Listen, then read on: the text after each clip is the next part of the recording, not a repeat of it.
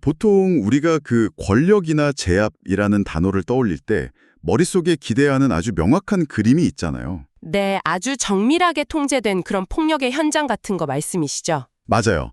그 중무장한 특수기동대, 그러니까 스와트 팀이 범죄 용의자 한 명을 체포하려고 은신처 문을 부수고 들어가는 장면을 지금 듣고 계신 여러분도 한번 상상해 보세요. 아, 사방에서 총구를 겨누고 막 레이저 포인터 번쩍이고 지휘관이 바닥에 엎드리라고 소리치는 그런 팽팽한 상황이군요. 네, 바로 그겁니다. 이때 힘의 우위는 완벽하게 그리고 아주 일방적으로 무기를 든 경찰 쪽에 있잖아요. 사실 아무도 그 사실을 의심하지 않거든요. 그렇죠. 물리적인 무력이 곧 상황의 통제권을 의미한다는 건 뭐랄까 우리에게 너무나 익숙한 세계관이니까요. 사실 인간의 역사는 늘 그런 물리적 힘의 논리로 작동해 왔잖아요. 무기를 쥔 자가 규칙을 정하고 맨몸인 자는 복종해야 한다. 이게 상식이죠. 네, 맞습니다. 그런데 만약에 그 상황에서 문을 열고 나온 용의자가 조금의 동요도 없이 아주 담담하게 당신들이 찾는 사람이 바로 나다. 이렇게 말했는데 그 순간 중무장한 특공대원들이 갑자기 혼비백산에서 뒷걸음질 치다가 바닥에 우수수 엎어지는 장면이 펼쳐진다면 어떨까요? 와, 무게는 여전히 그 사람들 손에 들려 있는데도요? 그러니까요. 권력의 축이 순식간에 그리고 아주 기묘하게 역전되는 거죠. 오늘 우리가 여러분과 함께 파헤칠 기록이 바로 이런 당혹스럽고도 압도적인 장면으로 시작합니다. 정말 권력의 본질이 무엇인지 근본적인 질문을 던지게 만드는 장면이네요. 눈에 보이는 무력이 과연 진짜 통제력을 의미하는가? 바로 이 지점입니다. 네, 늘 지적 호기심을 안고 새로운 통찰의 세계로 들어오시는 여러분을 환영합니다. 오늘 우리의 심층 탐구 주제는 바로 요한복음 18장이라는 고대 문헌입니다. 아주 흥미로운 텍스트죠? 네, 본격적인 이야기에 앞서서 우리의 룰을 아주 명확히 하고 가겠습니다. 오늘 이 시간은 특정 종교의 교리를 옹호하거나 정치적인 입장을 대변하기 위한 자리가 절대 아닙니다. 맞습니다. 철저히 객관적인 하나의 역사적, 문학적 기록물로 다룰 예정이죠. 그렇죠. 이 문헌 안에 담긴 권력의 역학관계나 인간의 근원적인 두려움, 그리고 기득권층의 그 치밀한 정치적 계산이 어떻게 뒤엉켜 있는지를 해부해보는 것. 이게 오늘 우리 심층 탐구의 유일한 미션입니다. 사실 종교적 텍스트라는 렌즈를 잠시 벗고 보면요. 이 문헌은 1세기 로마 식민지 시대의 그 팽팽한 정치적 긴장감이나 극한 상황에 내몰린 인간 군상의 심리를 정말 놀라울 정도로 예리하게 포착해낸 리포타주와 같습니다. 오, 리포타주요? 아주 적절한 표현이네요. 그럼 바로 텍스트의 첫 장면, 어둡고 서늘한 밤에 기드론 건너편 동산으로 여러분을 안내하겠습니다. 네, 유다가 무리를 이끌고 등장하는 그 장면이군요. 맞습니다.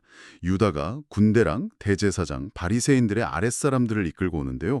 막 등불, 횃불, 그리고 무기로 중무장한 상태입니다. 그 장면을 머릿속에 그려보면 마치 횃불을 들고 맹수를 사냥하려 숲으로 들어가는 포획단의 모습 같아요. 진짜 그래요. 그런데 여기서 아까 제가 말씀드린 그 특공대 비유 같은 모순이 발생하거든요. 예수는 자신에게 닥칠 일을 미리 알고 도망치는 대신에 오히려 무리 앞으로 걸어나갑니다. 그리고 묻죠. 너희가 누구를 찾느냐? 이게 참 체포하러 온 자들이 먼저 신원을 확인하고 포위망을 좁히는 게 상식적인 수순이잖아요. 그렇죠. 당연히 그래야죠. 공권력이 결합된 거네요. 맞습니다. 그야말로 압도적인 폭력의 상징이었던 거죠. 그런데 그 무장한 무리가 나사렛 예수를 찾는다고 답하니까 예수가 내가 그니라 이렇게 말합니다. 바로 이 순간 무기를 든 체포조가 뒤로 물러나서 땅에 엎어지거든요. 아주 드라마틱한 순간이죠. 솔직히 이 대목은 약간 너무 비현실적으로 들리지 않습니까? 무슨 초자연적인 마법을 부린 것도 아닌데 건장한 군인들이 말 한마디에 바닥에 쓰러진다는 게 논리적으로 어떻게 설명이 될까요? 아, 이건 아주 정교한 심리적 무너짐을 묘사한 거라고 봐야 합니다.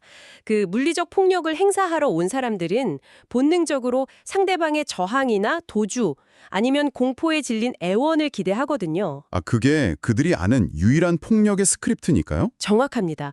그런데 상대방이 그 스크립트를 완전히 찢어버린 거죠. 자신의 운명을 온전히 수용하고 티끌만한 두려움도 없이 스스로를 드러내는 겁니다. 와, 그 절대적인 내면의 평정심 앞에서 오히려 무기를 든 적이 흔들린 거군요. 네, 폭력에 의존하던 자들이 오히려 심리적 혼란과 인지 부조화를 겪는 거죠. 이게 바로 물리적 폭력이 내면적 권위 앞에 압도당하는 이른바 권력의 역전을 시각적으로 극대화한 대목입니다. 그러니까 무기를 들고 있지만 실제 상황을 통제하는 건 오히려 결박당할 처지에 놓인 사람이라는 거네요. 맞습니다. 엎어진 무리를 보면서 예수는 다시 묻습니다. 누구를 찾느냐? 그리고 나를 찾거든 이 사람들이 가는 것은 용납하라 면서 제자들을 챙기거든요. 자기가 끌려가 죽을지도 모르는 판국에 자기 사람들의 안전을 보장받으려는 엄청난 통제력을 보여주는 겁니다. 진짜 대단한 멘탈이죠. 그런데 이때 아주 인간적이고 익숙한 하지만 상황을 완전히 엉망으로 만들 뻔한 돌발 행동이 터집니다. 베드로가 칼을 빼들고 대제사장의 종인 말고의 오른쪽 귀를 베어버린 겁니다. 아주 극단적인 물리적 충돌이 발생한 거네요. 저는 사실 베드로의 이 행동이 지극히 합리적인 장당방이라고 생각하거든요. 무장 괴한들이 스승을 잡아가려는데 가만히 있는 게 오히려 이상한 거 아닌가요? 세속적인 권력 투쟁의 논리로는 완벽히 타당한 반응이죠. 힘에는 힘으로, 칼에는 칼로 맞서는 게 우리가 아는 유일한 생존 방식이니까요. 그렇죠. 당장 칼이 들어오는데 당연히 막아야죠. 하지만 예수는 그 합리적인 저항을 아주 단호하게 제지합니다. 칼을 칼집에 꽂으라. 아버지께서 주신 잔을 내가 마시지 아니하겠느냐. 이렇게 말하죠. 잔이요? 여기서 잔이라는 표현이 좀 특이하네요. 네, 여기서 잔이라는 메타포를 이해하는 게 핵심입니다. 예수는 단순히 폭력에 굴복하거나 자포자기해서 체포당하는 게 아닙니다. 상대방이 정해놓은 그 물리적 폭력이라는 게임의 룰 자체를 거부한 겁니다. 아, 게임의 룰을 거부한다고요? 네, 한번 생각해보세요. 베드로처럼 칼을 빼들면 결국 누가 더 큰 칼을 가졌느냐의 싸움이 됩니다. 로마 제국과 대제사장의 무력을 고작 몇 명의 제자들이 이길 수는 없잖아요. 그런 절대 불가능하죠. 계란으로 바위치기니까요. 그러니까 예수는 그 파괴적인 사이클에 동참하는 대신에 자신이 가야 할 고난의 길, 즉 잔을 자발적으로 선택하는 겁니다. 폭력적인 억압에 맞서서 똑같이 폭력을 휘두르는 게 아니라 그 억압을 고스란히 받아내면서도 자신의 정체성이나 목적을 잃지 않는다. 이런 뜻이군요. 정말 소름 돋네요. 만약 동산에서 진짜 칼부림이 났다면 그냥 흔한 반란군 진압 사건 중 하나로 역사에 기록되었겠죠? 당연하죠. 폭력을 포기하면서 전혀 다른 차원의 서사가 시작된 겁니다. 자, 이렇게 물리력의 대결이 실패로 돌아가고 이제 텍스트는 물리적 공간을 대제사장의 집으로 옮깁니다.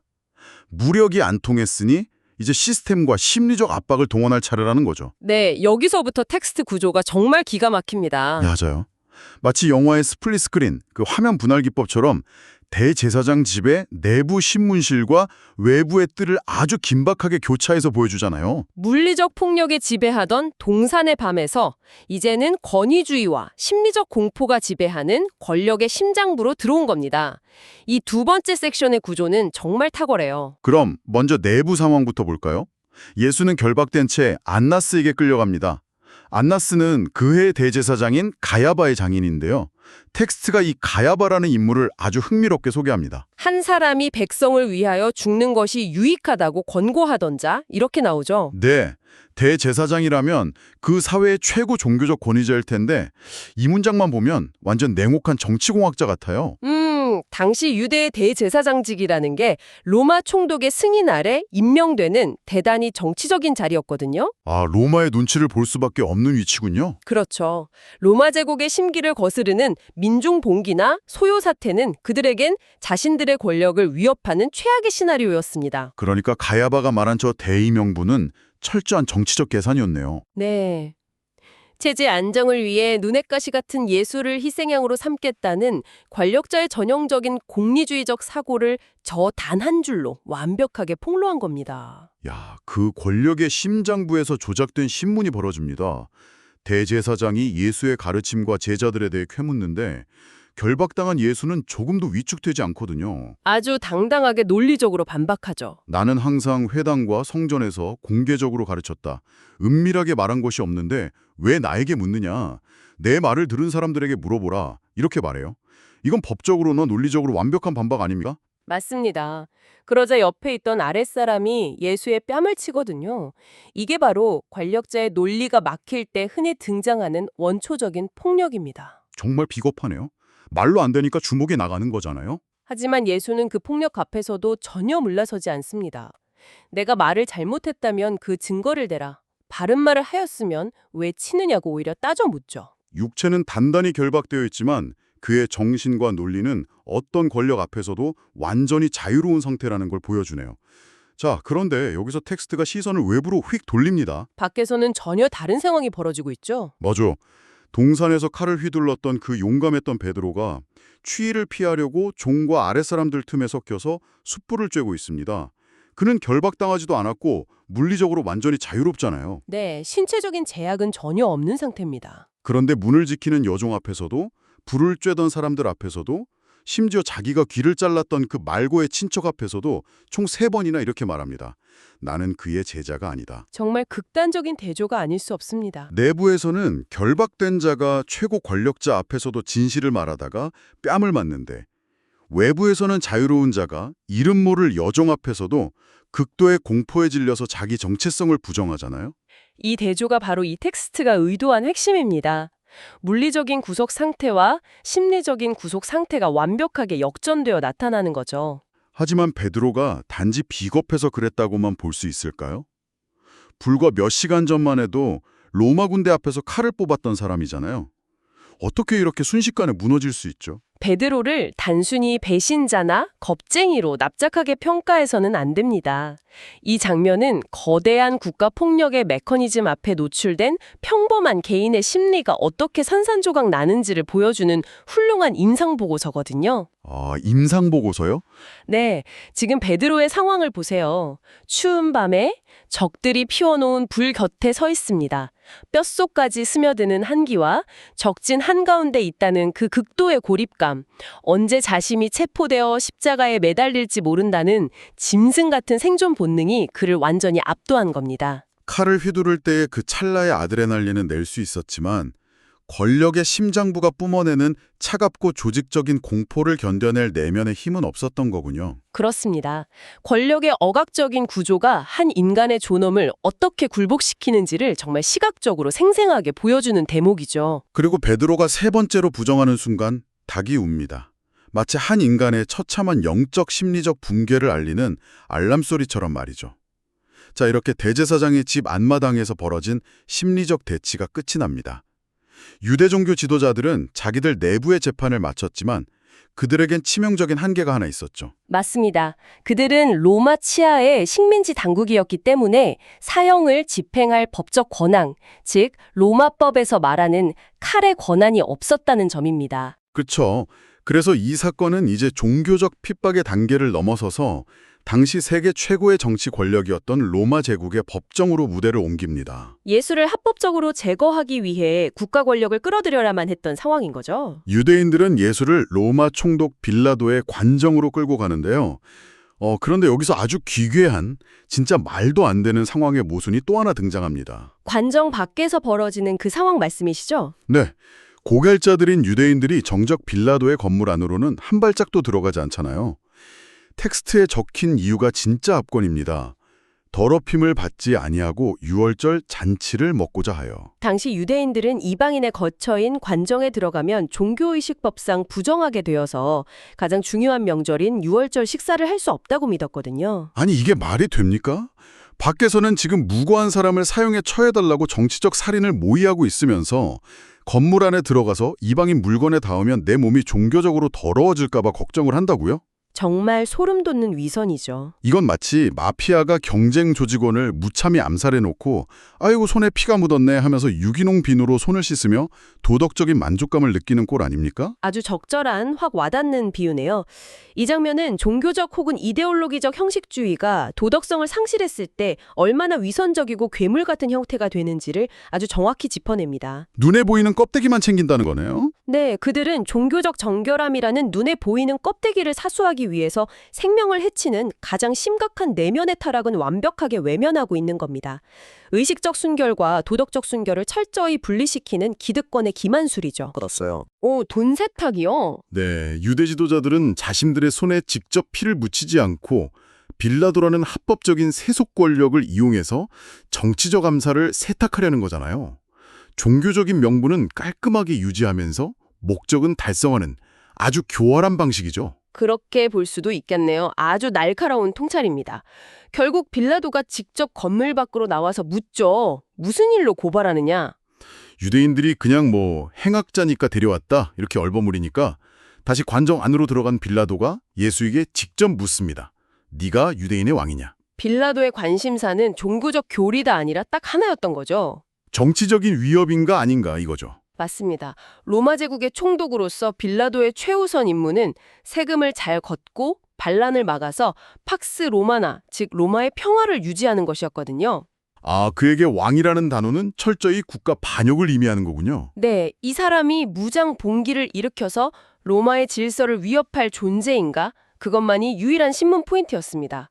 하지만 예수의 대답은 빌라도의 그 정치적 플레임을 완전히 벗어나 버리죠. 내 나라는 이 세상에 속한 것이 아니다. 만약 그랬다면 내 종들이 싸워 나를 넘기지 않았을 것이다. 이렇게요. 폭력과 군사력으로 영토를 뺏는 제국주의의 방식을 정면으로 부정한 겁니다. 그리고 자신의 진짜 목적을 밝힙니다. 나는 진리에 대하여 증언하기 위해 세상에 왔다. 자, 여기서 세상의 권력을 대변하는 빌라도가 역사에 남을 아주 유명한 한마디를 던지잖아요. 진리가 무엇이냐? 네, 바로 그 질문입니다. 이 짧은 질문을 저희가 어떻게 해석해야 합니까? 빌라도가 정말 진실이 궁금해서 철학적인 질문을 던진 걸까요? 전혀 그렇지 않습니다. 이 문장은 인류 역사상 가장 지독하고 냉소적인 권력자의 대사 중 하나로 봐야 합니다. 아, 진지한 질문이 아니었군요. 수많은 군단병을 호령하고 사람을 죽이고 살릴 권한을 쥔 로마 총독의 눈에 진리라는 눈에 보이지도 않는 개념이 얼마나 하찮게 보였겠습니까? 세상은 결국 칼과 돈, 권력으로 굴러가는데 진리 따위가 대체 무슨 힘이 있냐 이런 거네요. 정확합니다. 짙은 냉소와 조롱이 담긴 발언이죠. 그는 권력만이 유일한 현실이라고 믿는 완벽한 실용주의자였으니까요. 그런데 참 역설적이게도 그 냉소주의자 빌라도조차 예수에게서 어떤 반역의 증거도 찾지 못합니다. 나는 그에게서 아무 죄도 찾지 못하였노라 이렇게 선언하잖아요. 하지만 그는 진실을 알았음에도 그 진실을 지켜낼 도덕적 용기는 없었죠. 유대인들의 폭동이 두려웠기 때문이죠. 네, 맞습니다. 그래서 그는 6월절에 죄수 한 명을 풀어주는 특사제도를 이용해서 자신의 책임을 회피하려고 합니다. 유대인의 왕을 놓아주기를 원하느냐 이렇게 묻는데 무리가 밖에서 소리를 지릅니다. 이 사람이 아니라 바라바라. 텍스트는 이 상황을 아주 건조하고 서늘한 한 문장으로 마무리하죠. 바라바는 강도였더라. 이 대목이 정말 중요합니다. 진리를 말하는 사람 대신 폭력배를 풀어달라고 외치는 군중. 이 비이성적인 선택의 이유는 대체 뭡니까? 여기서 번역된 강도, 원어로 레스테스라는 단어를 주의 깊게 봐야 하는데요. 당시 로마의 기록에서 이 단어는 단순한 좀도둑이 아니라 무력을 동원해 체제 전복을 시도하던 정치적 반란군이나 무장 게릴라를 지칭하는 경우가 많았습니다. 아, 일반적인 강도가 아니라 정치범이었던 얘기군요. 네, 즉 군중의 선택은 단순한 광기가 아닙니다. 그것은 아주 노골적인 정치적 선호도의 표출이었죠. 내 나라는 세상의 방식이 아니다. 라면서 폭력을 거부하는 평화주의자 예수보다는 차라리 로마를 향해 실제로 칼을 휘둘렀던 폭력적인 반란군 바라바를 원했다는 거네요. 맞습니다. 진리나 도덕적 완전함보다 당장 우리 편을 위해 피 흘려 싸워줄 극단적인 폭력을 선택하는 현상. 이것은 과거나 지금이나 극단화된 정치 집단에서 흔히 볼 수 있는 소름 돋는 현실입니다. 와, 듣고 보니 진짜 그러네요. 대중은 진리보다 자신들의 분노를 대변할 폭력을 원했고 기득권층은 권력 유지를 위해 무고한 자를 희생시켰고 법과 정의를 수호해야 할 총독은 자기 안위를 위해 진실을 외면했습니다. 결국 그 시대의 모든 권력 구조와 인간 본성의 치부가 이 재판 과정 하나에 다 드러난 셈이죠. 정말 완벽한 요약입니다. 동산의 어둠 속에서 시작된 체포부터 대제사장의 뜰을 거쳐 빌라도의 정치적 법정에 이르기까지 이 서사는 물리적 폭력, 심리적 억압, 그리고 국가 권력이라는 시스템 속에서 인간이 어떻게 무너지고 진실이 어떻게 왜곡되는지를 해부하듯 보여줬습니다. 인간 군상의 민낯을 날카롭게 찌르는 기록입니다. 자, 오늘의 심층 탐구를 마무리하면서 지금 듣고 계신 여러분께 질문 하나를 던지고 싶습니다. 아까 빌라도가 진리가 무엇이냐라고 질문했던 그 장면으로 다시 돌아가 보죠. 아주 냉소적인 질문이었죠. 네, 그런데 텍스트를 아주 자세히 들여다보면 정말 흥미로운 사실을 하나 발견할 수 있습니다. 빌라도는 그 질문을 던진 후에 예수의 대답을 기다리지 않습니다. 질문을 던지자마자 곧바로 몸을 돌려 유대인들이 있는 밖으로 나가버리거든요. 애초에 답을 들을 생각이 전혀 없었던 거네요. 바로 그겁니다. 진리가 무엇인지 묻는 고상한 척은 했지만 정작 그 진실이 자신의 정치적 계산이나 현재의 편안한 삶을 흔들어 놓을까 봐 깊이 마주하기를 거부한 행동 아닐까요? 충분히 그렇게 해석할 수 있죠. 정보의 홍수 속에서 매일같이 수많은 뉴스와 주장, 서로 다른 맥락이 난무하는 오늘날의 사회에서 우리의 모습은 과연 어떨까요? 우리 역시 어떤 사안에 대해 대체 무엇이 진짜 진실인가 하고 냉소적으로 묻기만 할 뿐, 정작 그 복잡하고 불편한 답을 깊이 들여다보거나 진득하게 기다릴 인내심 없이 너무나 쉽게 등 돌려버리고 있는 것은 아닐까요? 우리 스스로를 돌아보게 만드는 묵직한 질문이네요. 처음 우리가 상상했던 문을 부수고 들어오던 무장 특공대원들의 이미지를 다시 떠올려 보십시오. 진짜 두려운 것은 그들이 손에 쥔 물리적인 무기가 아닙니다. 진실 앞에서 묻어나는 내면의 단단함이 없을 때 우리는 권력에 순응한 베드로가 되거나 진실을 회피한 빌라도가 될 수밖에 없습니다. 그렇습니다. 여러분은 여러분이 던진 질문에 답을 마주할 준비가 되어 있으십니까? 오늘 우리가 함께 살펴본 이 오래된 기록의 마지막 침묵을 깊이 곱씹어 보시길 바라면서 오늘의 심층 탐구를 마칩니다.